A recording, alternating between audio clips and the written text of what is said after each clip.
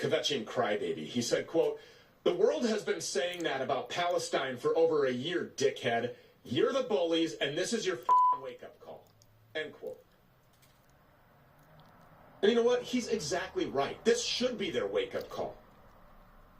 The world is tired of their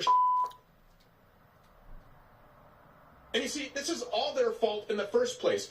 As Israel wages its wars all over the Middle East, and as Israel sends its U.S. war machine to do its bidding all over the world, they're creating refugees. They're creating a migration crisis so they can overrun and overwhelm the Christian West with third world savages, millions of whom are Muslim.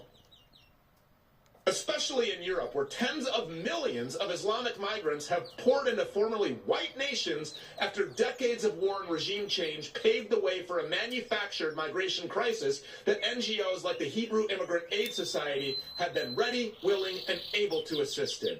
They ferry as many of these people in as possible. They do it by land, they do it by sea, and they do it by air. And they inject them right into Christian Europe and right into North America.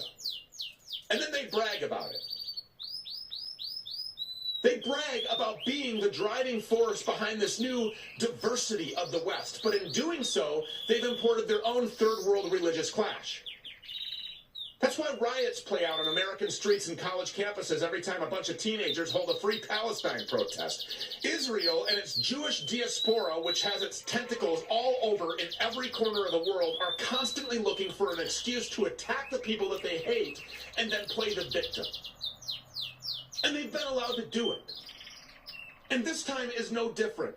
This global octopus, this Jewish-Israeli network, is using government, it's using law enforcement, it's using the media to paint themselves to be the victims, to paint themselves to be on the verge of a genocide, to manipulate the rest of the